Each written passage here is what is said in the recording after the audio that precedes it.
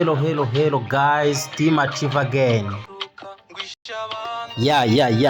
Reka mbamenere ibanga mbereke bwa buryo iyo bita Blast 20 aho tumayininga muri OKX cyangwa se muri MetaMask, kandi ushobora kubikoramo n'uburyo bwa business.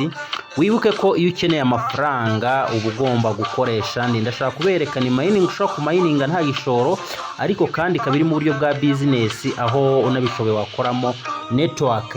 Reka nze twinjiremo mbereke uko uyikoresha. Ni ibintu byoroshye cyane. Wowe nimba ufite MetaMask, reka Team Achiever akwereke uburyo ubigenza. Biroroshye cyane kuba wamayininga cyangwa se wakora iyi business nta bumenyi bundi bigusaba.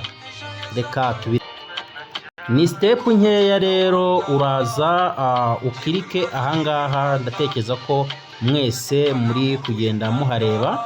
Ukirikeho ahangaha, nurangiza numara gukirika ahangaha nari nkweretse, numara gukirika aha nari nkweretse nuko jewe nari ndimo, ariko ubundi uraza hano kuri search, hano nimba muri kuhabona. Ego, nurangiza nuza kuri search gutya bimeze, urafata link yanjye naguhaye, link Team Achiever yaguhaye, uze uyipestingemo hano hejuru. Uraza uyipestingemo, numara kuyipestingamo ukanda search, uyikandaho n'ubundi ikaza igafunguka, yarangiza bigahita byikonekta. Reka turindire, ngewe urabona ko nari ndimo just bita byikonekta. Murabikubona hano handitse connect ahangaha. Ego, muri kubona ahantu handitse connect. Aha handitse connect, urabona ko byamaze buriya kwiconnectinga. Sasa rongeye kubereka iyo bimaze kwiconnectinga ni ibiki usabwa gukora, ni ibiki wakora kugira ngo umayininge aya iyo bimaze kwiconnectinga. Ibyo usabwa ni bike cyane, ahangaha muri kubona izi coin ziba ziri ahangaha. Izi coin ziba ziri ahangaha, no kuvuga ngo uko muzibona, izi nizo ugenda umayininga. Iyi ni value zifite zose hamwe, aya madolari yose n'aya ya mayininga nta n'igishoro yewe washoye, birashoboka. Ariko kandi nkwereka, ndaza kwereka uburyo ushobora kubikora bikakwihutira kandi ukabona aya madolari yose ndetse n'andi arenzeho. Hari ibintu rero uba usabwa bikeya cyane. Hano urabona turi home, kugira ngo uyamayininge buri munsi uzajya ukanda hano kuri unlock. Iyo ukanze unlock, nta kindi kintu wakoze. Kuri izi coin ubona ahangaha havaho 10, amacoin 10. Ayo macoin 10 aba afite coin imwe bifite aka gaciro, nimba muri kukabona. Ni ukuvuga ngo izo coin 10 buri imwe ibifite aka gaciro, bivuze ko icyo gihe izo coin 10 ziba zingana na 0.00D. Ubwo no gufata aka gaciro kayo tukagakuba inshuro 10 buri munsi, izo coin ukajya uzibona. Rero akandi kantu ka kabiri ngiye kukwereka nuko uza ahangaha, uzo ugakanda ahangaha gato kandi turebe. Iyo uhakanze umunsi wa mbere ugikora registration, iminsi 2 ya mbere ubusabwa kuza ahantu ugakanda ahantu handitse ngo insubscribe. Sinzi niba mwese muhabona insubscribe. Ahangaha uhabwa promotion yo kujya uhabwa 0.6 by'idolari, bakabiguha iminsi 2. Ayangaya bakayaguha iminsi 2. Nkiri nahangaha rero, ibyo nkubwiye 0.6 baguha by'idolari, baguha iminsi 2 n'ubuntu, ni for free, nta gishoro washoye. Ariko kandi iyo ukoze icyo bita upgrade,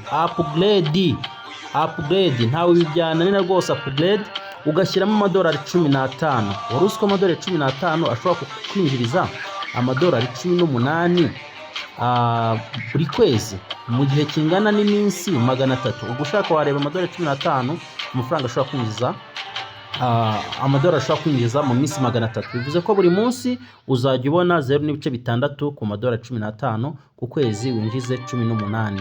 Aha ni igihe wa upgradinze ukoresheje amadolari 5. Icyo gihe ndetse na za coin wabonaga twari twabonye hano kuri home, izi coin ziri ahangaha wabonaga izi aho kuguha 10 bazajya bagwa 50. ngira ngo reka mbereke urugero.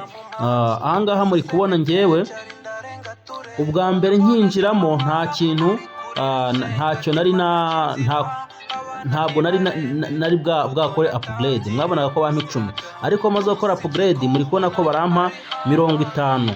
ubu sasa ndashaka gukora upgrade. Mfite kote ebyiri, iyi ndashaka kuyikora upgrade ku madolari 150. Okay, ahangaha rero ushobora gukora upgrade kugeza uyu munsi. Wakora upgrade y'amadolari 50, y'amadolari 15, y'amadolari 150.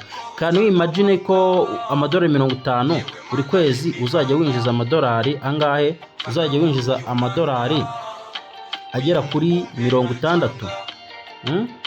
Amadolari agera kuri 60 buri kwezi washoye amadolari 50.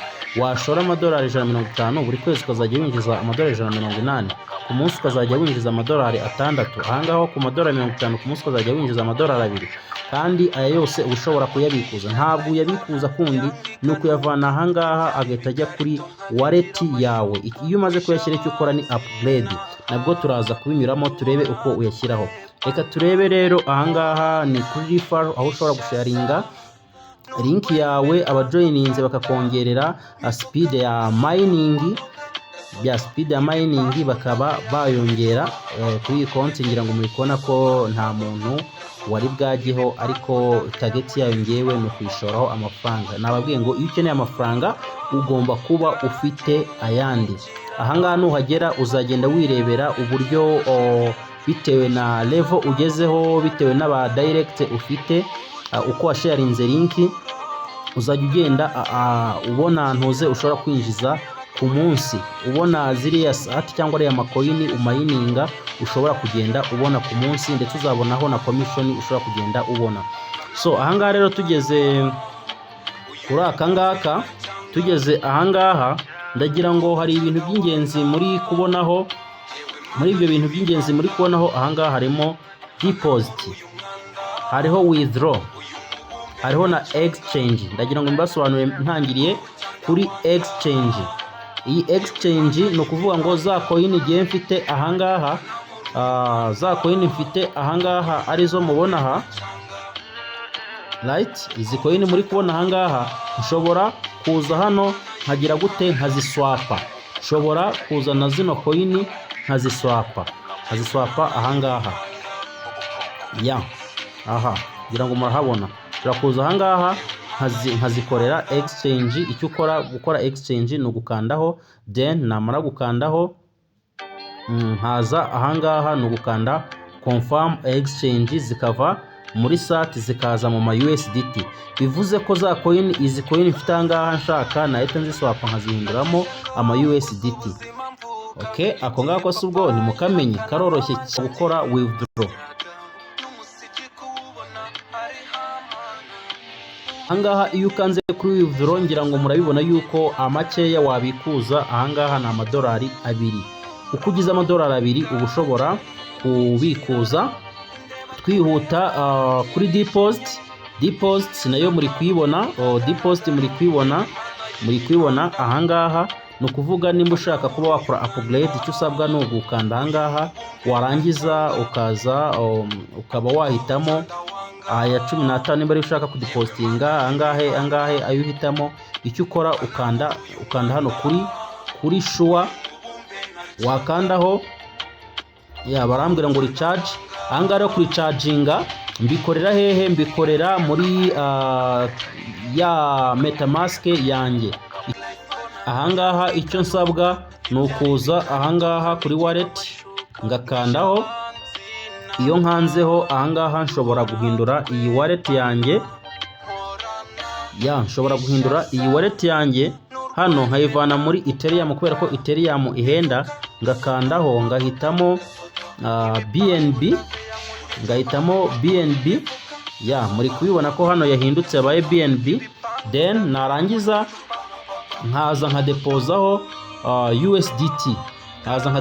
USDT, kuzidepozaho ndaza nkandeho ninkandaho USDT icyo nkora ndaza hano kuri receive USDT yongeye kuzidepozaho, nindangiza mfate iyi wallet nyikopiye, iyi wallet muri kuyibona ahangaha, murayibona ahangaha nyikopiye, nimara kuyikopiya nkandeho nyijyane aho mfite USDT nze nzoherezeho, zaba zivuye muri Binance, zaba zivuye n'ahandi, cyangwa se nimba usanzwe zifite kuri Trust Wallet.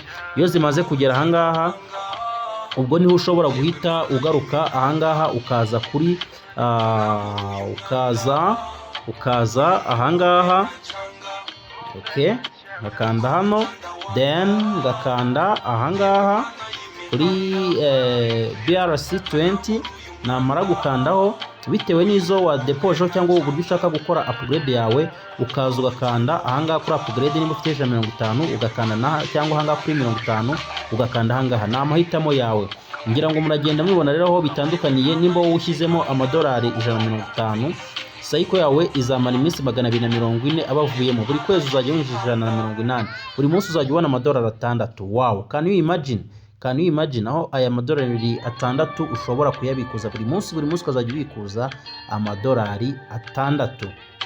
So rero kugira ngo video itaba ndende, reka mbendekeye ahangaha, uramutse ugize ikibazo wambaza nkagusobanurira, uraza kubona link yanjye ya Team Achiever ushobora gukopiya ukaza ukinjira muri MetaMask.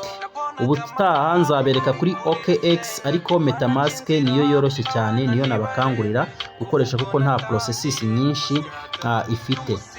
Ufite ikindi kibazo rero kandi ni karibu muri groupe, ndetse no kuri WhatsApp yanjye, personal WhatsApp, ndagufasha 100%. Nimba ufite ikibazo cy'uko udafite MetaMask, ndagufasha gufungura MetaMask, kwaba ari uguhura, kwaba ari ugufasha online, naguha umwanya bitewe n'amasante nyuma y'akazi, nkagufasha kuri Zoom cyangwa se ku bundi buryo video call, nkagufasha ukinstara MetaMask, ndetse ukaba watangira kumayininga iyi business. Mwibutse ko ushobora kumayininga nta gishoro ukoresheje, ndetse ushobora no kumayininga ukoresheje igishoro kuko wunguka double. Ahangaha ndabibutsa yuko uba uri kubona izi daily income, ndetse unamayininga za coin nazo za SAT, uba ushobora gukora exchange mo USDT. Ciao Team Achiever, we care. Thank you guys, remember to subscribe, ni ingenzi, ukande uzajya ubona notification. Inyigisho zigiye gukora zizajya zica kuri iyi channel ya Team Achiever.